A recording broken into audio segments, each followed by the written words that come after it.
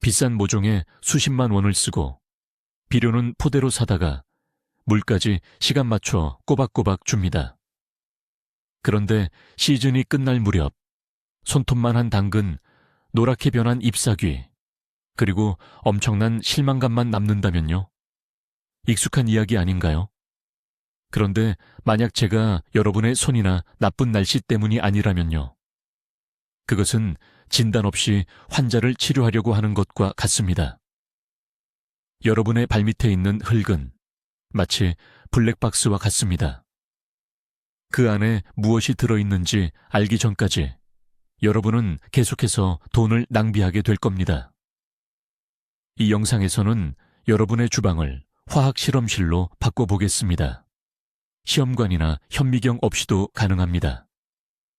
10분 안에 여러분의 토지에 대한 모든 것을 알려줄 간단하지만 강력한 5가지 테스트를 보여드리겠습니다. 여러분은 왜 옆집 이웃은 아무것도 안 하는 것 같은데 토마토를 양동이째 수확하는지, 왜 여러분은 겨우 관목 하나를 키우려고 고군분투했는지 그 이유를 알게 될 겁니다. 여러분의 텃밭에 대한 진실을 알 준비가 되셨나요? 시작합니다. 삽을 들기 전에 한 가지 중요한 사실을 짚고 넘어갑시다. 흙토양은 단순히 뿌리를 박는 진흙덩이가 아닙니다. 토양은 그 자체의 특성, 구조, 그리고 화학 성분을 가진 살아있는 유기체입니다. 그리고 이 유기체에는 모든 식물의 생존을 결정짓는 3가지 주요 지표가 있습니다. 첫 번째는 물리적 조성입니다. 쉽게 말해 흙 속에 모래가 얼마나 있고 진흙 점토이 얼마나 있느냐는 거죠. 이것이 흙이 물을 얼마나 잘 머금는지를 결정합니다. 두 번째는 산성도, 즉 pH입니다. 토양이 너무 산성이거나 알칼리성이면 식물은 영양분 흡수를 차단합니다. 비료를 아무리 쏟아부어도 식물은 식사 바로 옆에서 굶어 죽는 셈이죠. 그리고 3번째는 구조입니다. 흙이 숨을 쉬는지 아니면 콘크리트처럼 단단하게 뭉쳐있는지 여부입니다. 이것을 이해하기 위해 농업 전문가가 필요하지 않습니다. 필요한 것은 병 용기, 물, 식초, 베이킹소다, 그리고 약간의 관찰력뿐입니다. 이제 각 단계를 자세히 살펴보겠습니다. 정원 가꾸는 분들, 혹은 텃밭을 일구는 분들, 90%가 저지르는 근본적인 실수부터 짚고 넘어가겠습니다. 바로 흙을 검사할 때 밭의 표면에서 샘플을 채취하는 것입니다. 이건 잘못된 방법입니다. 왜냐하면 흙의 가장 윗부분은 바람에 노출되어 있거나 멀칭 재료 혹은 신선한 퇴비와 섞여 있는 경우가 많기 때문입니다. 이 흙은 부정확한 정보를 줍니다. 정확한 결과를 얻으려면 더 깊은 곳을 봐야 합니다.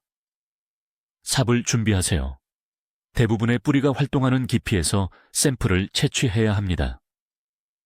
채소류의 경우 대략 15에서 20cm 정도가 적당합니다. 나무나 관목이라면 30cm까지 파는 것이 좋습니다. 그리고 또 한 가지 중요한 점이 있습니다. 단 한 곳에서만 흙을 채취해서는 안 됩니다. 밭 전체의 토질은 매우 불균일할 수 있습니다. 당장 여기는 점토인데 3m 옆은 모래일 수 있습니다. 따라서 텃밭에 서로 다른 4-군데 지점에서 흙을 채취하십시오. 그것들을 양동이에 모두 석고, 돌멩이, 뿌리, 묵은 잡초 등을 제거해 주세요. 자, 이제야 비로소 평균화된, 믿을 수 있는 샘플이 준비된 것입니다. 이것이 바로 여러분의 기본입니다. 정확한 샘플 없이는 그 어떤 토양 테스트도 의미가 없습니다. 이제 가장 오래되고 신뢰할 수 있는 토성, 즉 흙의 성분 확인 방법으로 넘어가 보겠습니다. 전문 현장 지질학자들도 사용하는 방법이죠. 이것은 흔히 젖은 줄 말기 테스트 또는 끈 모양 테스트라고 불립니다. 이름은 좀 우스꽝스럽지만 효과는 확실합니다. 먼저 준비된 흙 한 줌을 집어 걸쭉한 반죽 상태가 될 때까지 물을 섞어주세요. 물기가 흘러내려서는 안 되지만 찰흙처럼 잘 뭉쳐줘야 합니다. 이제 이 흙덩이를 손바닥에 놓고 공 모양으로 굴려보세요. 만약 공이 만들어지지 않고 손에서 부스러진다면 축하해야 할지 안타까워해야 할지 모르겠지만 여러분의 흙은 사질토 모래땅입니다. 사질토는 공기가 많고 빨리 따뜻해지지만 물과 비료가 마치 블랙홀처럼 빠르게 빠져나가는 단점이 있습니다. 만약 공이 잘 만들어졌다면 일단 좋은 징조입니다. 하지만 테스트는 이제 시작입니다. 이제 이 공을 연필 두께 정도의 끈줄이나 가래떡 모양으로 굴려보세요. 손바닥이나 깨끗한 나무판 위에서 조심스럽게 진행해야 합니다. 만약 끈이 잘 만들어지지 않고 펴는 도중에 부서진다면 이 흙은 사양토 모래참흙입니다. 나쁘지 않은 종류이지만 여전히 많은 유기물 공급이 필요한 흙입니다. 자, 이제 흙반죽 테스트를 계속 진행해 봅시다. 흙을 국수 가닥처럼 길게 마는데 성공했다고 가정해 볼게요. 온전하고 예쁜 상태로 눈앞에 놓여 있겠죠. 이제 가장 중요한 순간입니다. 이 가닥을 조심스럽게 고리 모양으로 말아보세요. 천천히, 서두르지 마세요. 흙이 접히는 부분에서 어떤 변화가 일어나는지 주의 깊게 관찰해야 합니다. 만약 고리를 만드는 중에 흙이 뚝뚝 끊어져 조각이 난다면 그것은 가벼운 양토입니다. 대부분의 작물에겐 황금 비율이라고 할 수 있죠. 고리는 만들어졌는데 깊은 균열이 생긴다면 그것은 보통 양토입니다. 이 역시 비옥하고 수분 보유력이 좋은 훌륭한 토양입니다. 자, 그런데 고리가 도넛처럼 매끄럽게 아무런 균열 없이 완벽하게 말렸다면 여러분께 알려드릴 소식이 있습니다. 바로 무거운 점토입니다. 이 흙은 양분은 풍부하지만 통기성이 나빠서 숨을 쉬기 어렵습니다. 비가 오면 진흙탕 늪이 되고 가뭄이 들면 삽으로도 깨기 힘든 돌덩이가 돼버리죠. 이제 여러분은 자신의 밭이나 정원이 어떤 성질의 흙을 가졌는지 정확히 알게 되셨습니다. 흙을 만지기 싫은 분들에게는 더 과학적이고 눈으로 확인하기 쉬운 방법이 있는데요. 이 방법은 침전 테스트 또는 흔히 말하는 병 테스트라고 합니다. 토양 속에 모래, 미사 시리기 실트, 그리고 점토가 정확히 얼마만큼 섞여 있는지 그 비율을 측정할 수 있습니다. 먼저 벽면이 매끄럽고 투명한 높은 병이나 용기를 준비하세요. 여기에 흙을 용기의 4분의 1 정도까지만 채워주시면 됩니다. 딱 그 정도만요. 남은 공간에는 물을 가득 채우는데 뚜껑을 닫을 수 있게 약간의 여유 공간을 남겨두는 게 좋습니다. 다음으로 액체 세제나 식기세척기용 소금 한 티스푼 정도를 넣어주세요. 흙 입자들이 서로 뭉쳐붙는 것을 막고 오직 물리적 원리에 따라서만 정확하게 침전되도록 하기 위함입니다. 자, 이제 뚜껑을 꽉 닫고 흔들 차례입니다. 5분에서 10분 정도 정말 세게 흔들어 주세요. 흙 전용 칵테일을 만드는 바텐더라고 생각하고 쉐이커를 흔들듯이 말입니다. 목표는 모든 흙덩어리를 완전히 깨뜨려서 입자 하나하나가 물속에 완전히 분산되도록 하는 것입니다. 충분히 흔들어 흙이 분산되었다면 이제 병을 평평한 곳에 조심스럽게 내려놓고 절대 건드리지 마세요. 이제부터 시간을 측정하겠습니다. 마법은 거의 바로 시작됩니다. 1분 정도 후에 병의 바닥을 확인해 보세요. 첫 번째 층이 보일 겁니다. 바로 모래층입니다. 모래는 가장 무거워서 즉시 가라앉습니다. 다른 입자들이 가라앉기 전에 바로 마커펜을 들고 병 유리에 이 모래층의 수위를 빠르게 표시해 주세요. 이 작업은 신속하게 하는 것이 중요합니다. 이제 다음 단계는 시간이 걸리기 때문에 잠시 차를 마시거나 휴식을 취하셔도 좋습니다. 두 번째 층은 미사, 즉 고운 흙 입자입니다. 이 입자들은 약 2~3시간 후에 가라앉을 겁니다. 층이 더 높아졌고 색상도 아마 변해 있을 겁니다. 마커로 두 번째 표시를 하세요. 하지만 세 번째 구성 요소인 점토는 며칠 동안 물에 떠 있을 수 있습니다. 물이 매우 오랫동안 탁한 상태를 유지할 거예요. 병을 24시간, 가능하면 이틀 정도 그대로 두세요. 물이 맑아지거나 거의 투명해졌을 때 맨 위에 얇게 쌓인 점토층이 보일 겁니다.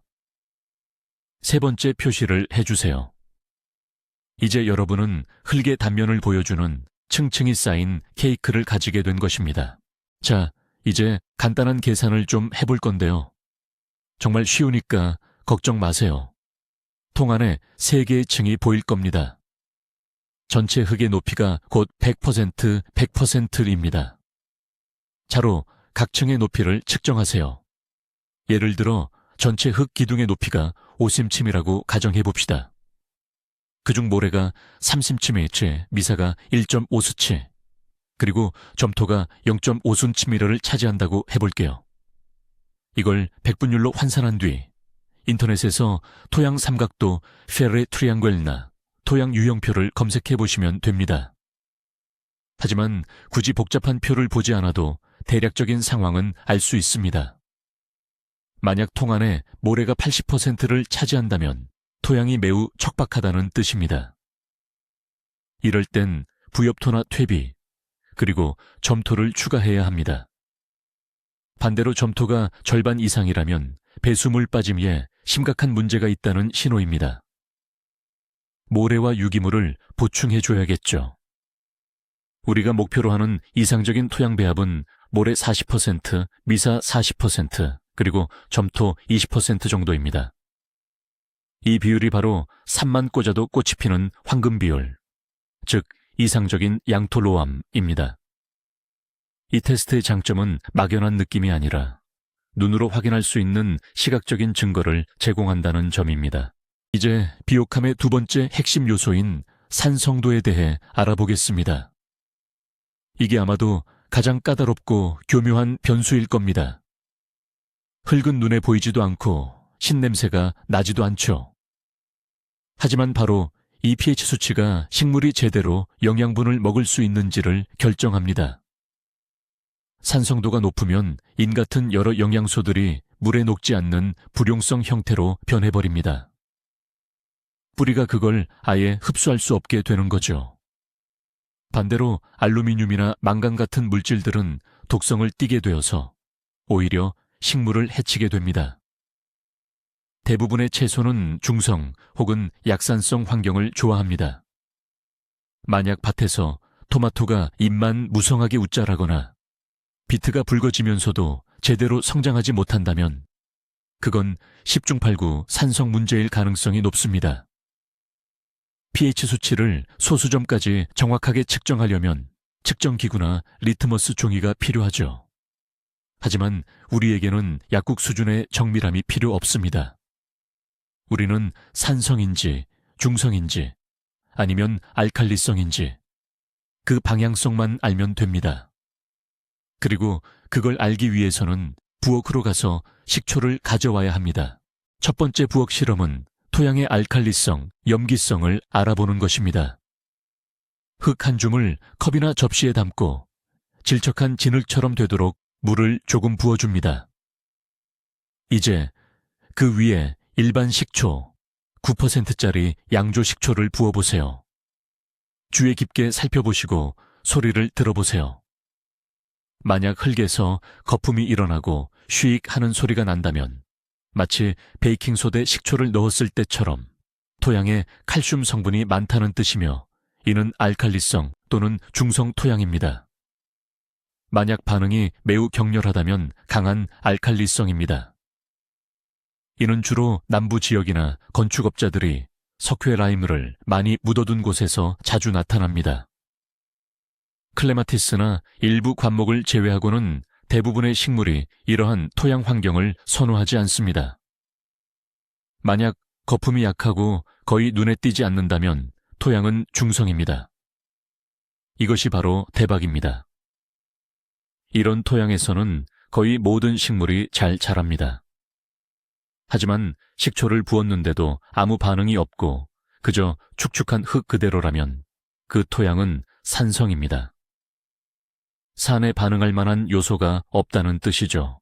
식초 테스트에서 아무런 반응이 없었다면 이번에는 토양이 산성인지 아닌지 확인해야 합니다. 이를 위해 다른 시약인 베이킹 소다를 사용합니다. 방법은 비슷합니다. 깨끗한 흙을 한 줌 가져와서 이번에는 물이 아닌 진흙처럼 질척한 반죽 상태로 만듭니다. 이 진흙 반죽에 베이킹 소다를 넉넉하게 한 스푼 넣고 잘 섞어줍니다. 만약 토양이 산성이라면 중화 반응이 시작될 겁니다. 기포가 올라오고 작은 쉬익 소리가 들릴 거예요. 솥에서 더 강하게 거품이 나고 소리가 날수록 토양이 그만큼 심하게 산성화되었다는 뜻입니다. 이건 비상신호예요. 솥에서 거품이 난다면 당장 석회 10이나 고토 석회 또는 젤을 투입할 계획을 세워야 합니다. 그렇지 않으면 좋은 수확을 기대하기 어렵습니다. 만약 식초도 반응이 없고 소다도 잠잠하다면 축하합니다. 여러분의 토양은 아마도 탄산염 함량이 낮을 뿐 관리에 아주 용이한 훌륭한 중성 토양일 가능성이 높습니다. 이는 안심하고 농사를 지을 수 있는 아주 좋은 결과입니다. 하지만 화학적 분석만이 전부는 아닙니다. 자연 자체가 우리에게 중요한 단서를 제공하죠. 잡초를 보면 답이 나옵니다. 잡초는 최적의 환경에서만 자라기 때문에 가장 확실한 생물 지표입니다. 이들은 절대 거짓말을 하지 않죠. 만약 밭에 쇠뜨기, 수영, 질경이, 이끼 또는 미나리아 제비 같은 잡초들이 가득하다면 이건 토양이 보내는 심각한 구조 요청입니다. 이 식물들은 산성 토양을 정말 좋아하거든요. 그늘진 곳에 이끼 카펫이 깔려 있다면 바로 토양이 산성화되었다는 증거입니다. 특히 쇠뜨기는 뿌리가 깊숙이 내려가 제거가 어렵습니다. 이 잡초는 토양이 심각하게 산성화되었고 어쩌면 지하수 수위까지 높다는 확실한 증거이기도 합니다. 만약 이런 잡초들을 대량으로 발견했다면 아마 식초나 베이킹소다를 이용한 간이 테스트를 해보면 토양 개량, 즉 석회 처리가 필요하다는 사실이 확인될 겁니다. 토양의 화학적 성질 자체를 바꾸지 않는 한 괭이를 들고 아무리 잡초와 싸워도 소용이 없습니다. 석회를 넣어 토양을 중성화하는 순간 쇠뜨기는 살기 불편해져서 자연스럽게 사라지기 시작할 것입니다. 그렇다면 어떤 잡초들이 우리 밭에 좋은 소식을 가져다 줄까요? 만약 밭에 쐐기풀, 명아주, 쇠별꽃 또는 냉이 같은 잡초가 무성하게 자란다면 오히려 기뻐하셔도 좋습니다. 물론 뽑아내는 건 귀찮지만 이 잡초들은 비옥하고 중성이며 질소가 풍부한 토양에서만 자랍니다. 특히 쐐기풀은 흙을 가리는 미식가라서 척박한 땅에서는 뿌리를 내리지 않습니다. 이는 곧 흙이 좋다는 증거, 즉 품질 보증 표시인 셈입니다. 캐모마일, 클로버, 그리고 개밀 비록 해롭긴 하지만 역시 약산성이나 중성 환경을 선호합니다. 하지만 양귀비, 맥꽃 또는 흰장구채가 보인다면 이는 알칼리성 토양의 특징입니다. 밭을 주의 깊게 살펴보면 전문 농업인보다 더 정확한 토양 지도를 얻을 수 있습니다. 그저 메모장 하나 들고 다니면서 어떤 식물이 어디에서 자라는지 기록해 보세요. 만약 한쪽 구석에는 수영이 자라는데 다른 쪽에는 쐐기풀이 있다면 토양 산성도가 일정하지 않다는 뜻입니다. 이 경우 밭 전체가 아니라 구역별로 나누어 처방해야 합니다. 세 번째로 살펴볼 중요한 요소는 바로 토양의 구조와 투수성입니다. 식물은 먹는 것뿐만 아니라 물도 마시고 숨도 쉬어야 합니다. 흙이 돌처럼 단단하다면 뿌리가 질식해 버릴 겁니다. 이제 배수성, 즉 물 빠짐 테스트를 해봅시다.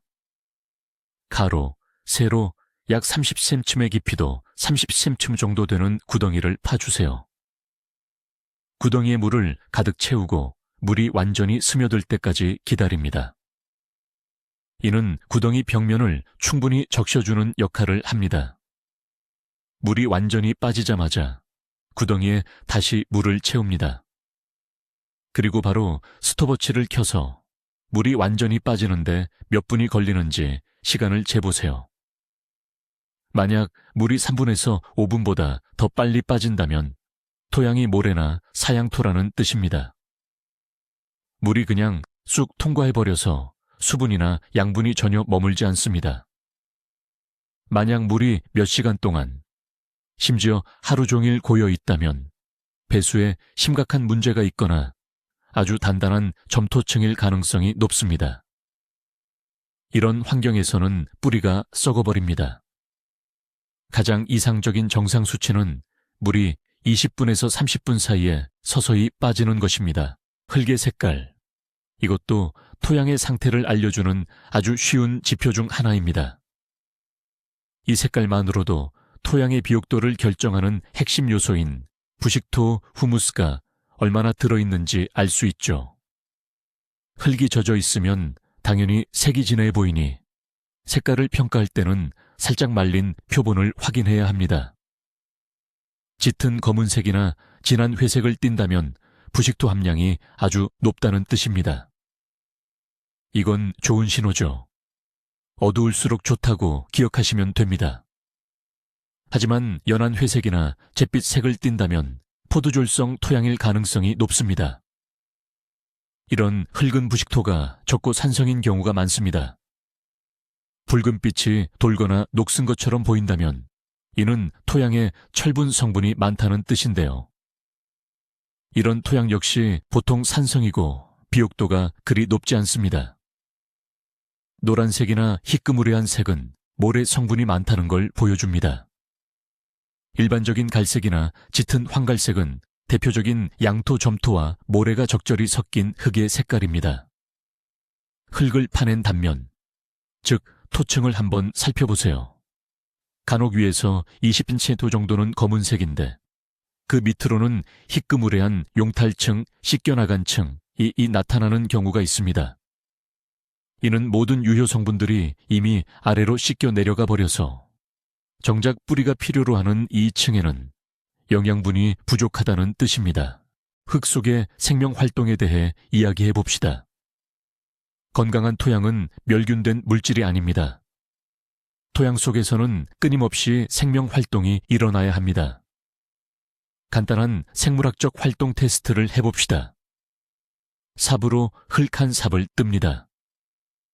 대략 3날의 깊이와 너비 정도의 흙을 떠서 그것을 비닐이나 덮개 위에 펼치고 손으로 조심스럽게 헤쳐보세요. 이제 지렁이의 숫자를 세어보세요. 만약 이 양의 흙에서 굵은 지렁이를 5마리 이상 발견했다면 당신의 토양은 건강하다는 뜻입니다. 이는 유기물이 풍부하고 공기가 잘 통하고 있다는 증거입니다.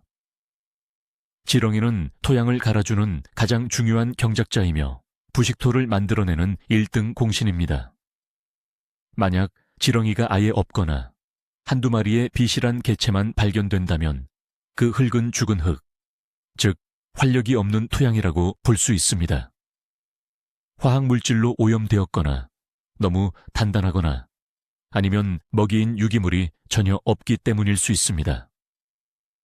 이런 흙에는 미생물 세계를 복원하기 위해 즉시 퇴비를 넣어주고 멀칭을 해야 하며 삽으로 흙을 뒤엎는 행위를 멈춰야 합니다.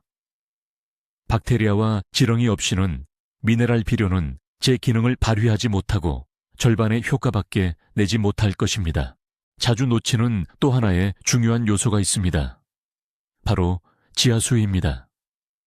이것은 엄밀히 말해 토양의 종류는 아니지만 농사에서는 절대적으로 중요합니다. 측정 방법은 간단합니다. 봄에 눈이 녹은 후나 폭우가 내린 뒤에 우물을 살펴보거나 정원용 드릴로 1.5m 정도 깊이의 구멍을 뚫어보세요. 만약 물이 1m도 안 되는 깊이에 고여 있다면 사과나 배나무는 포기하셔야 합니다. 특별히 흙을 높이 돋우는 성토 작업을 하지 않는 이상 나무의 뿌리가 결국 물에 닿아 질식하고 한창 잘 자랄 나이에 고사해 버릴 것입니다. 또한 지하 수위가 높으면 땅이 차가워지고 산성화되는 경향이 있습니다. 만약 이처럼 물이 가까이 있다면 채소를 키울 때는 높은 두둑, 즉 고상식 텃밭 (raised bed)을 만들어야 합니다. 이것만이 뿌리를 위험구역 위로 올려줄 수 있는 유일한 방법입니다. 이 지하수위 정보를 아는 것만으로도 비싼 나무를 심자마자 죽이는 불필요한 낭비와 실패를 막을 수 있습니다. 자, 이제 모든 데이터를 수집했으니 구체적인 행동 전략을 세워봅시다. 만약 토양검사 결과 여러분의 흙이 모래로 나왔다고 가정해 볼게요. 물은 금방 빠지고 흙을 뭉쳐도 덩어리가 안 만들어지는 상태죠. 이럴 때 어떻게 해야 할까요?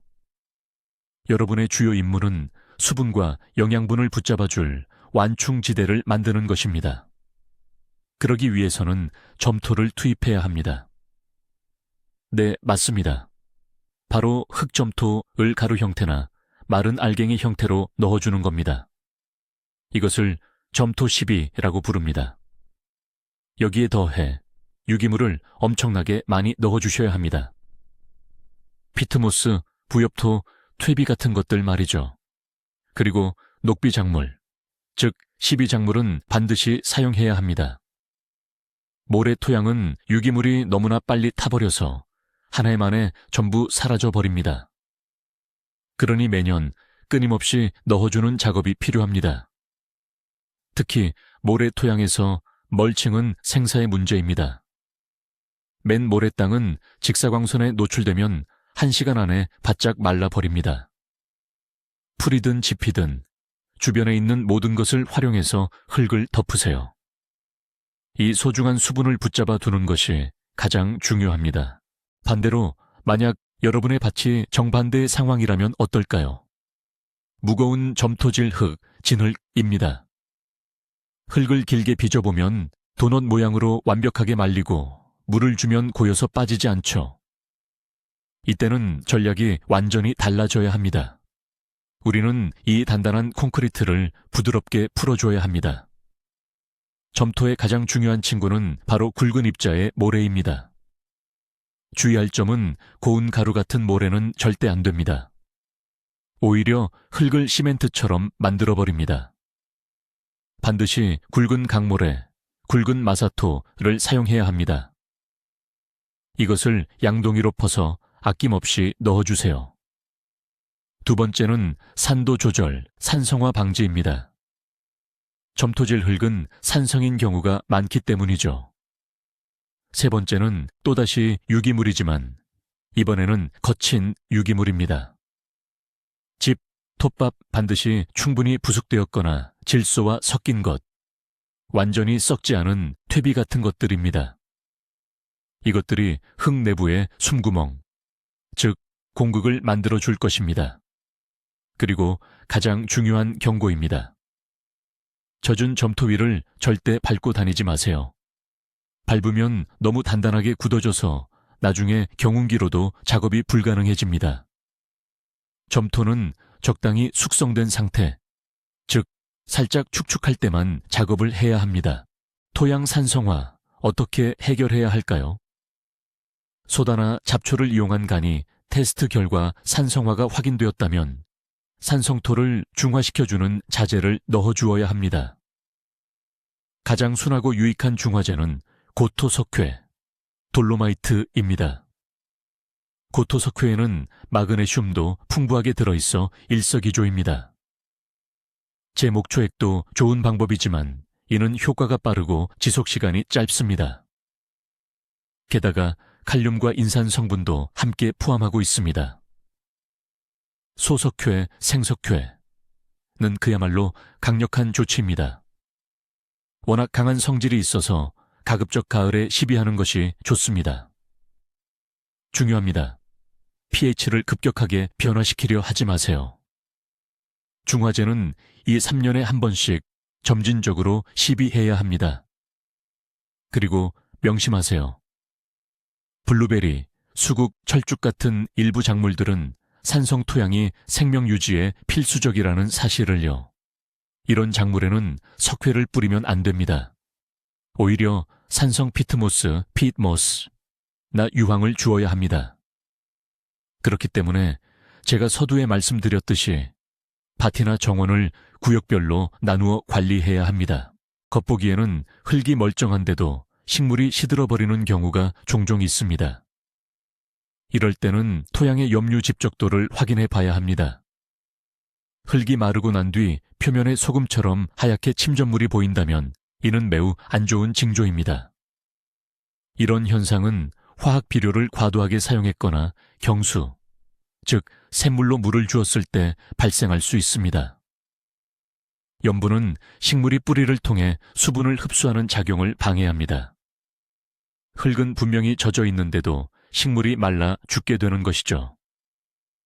이 문제를 해결하려면 석고 처리법을 사용하거나 배수 상태가 좋다면 다량의 물로 토양을 충분히 세척해 줘야 합니다.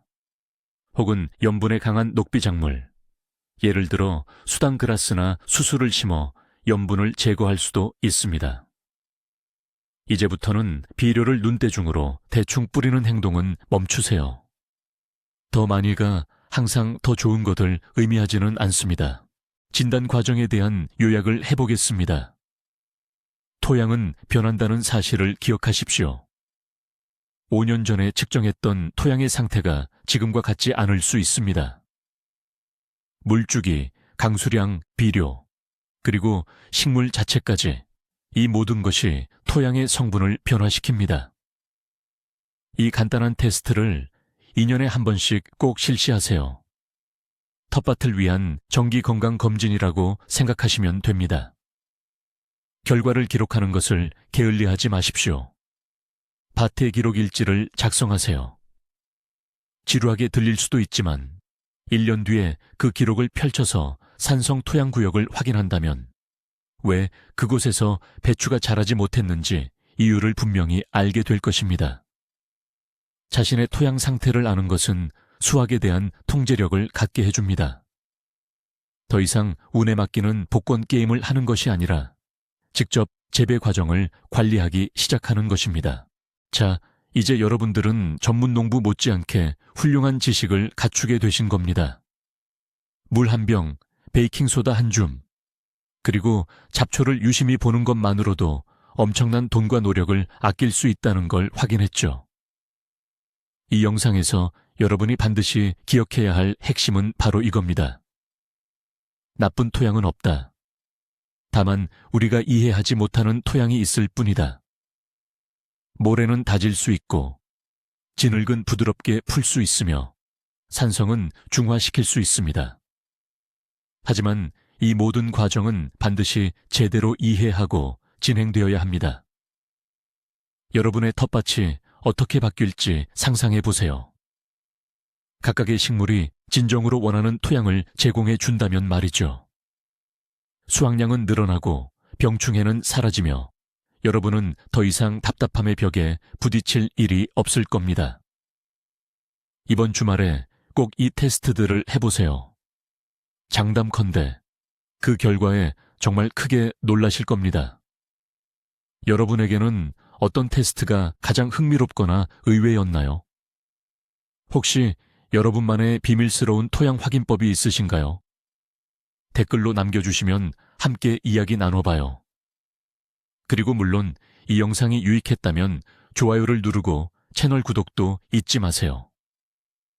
앞으로도 대풍작을 위한 더 많은 비밀들이 준비되어 있습니다. 텃밭에서 행운을 빌어요.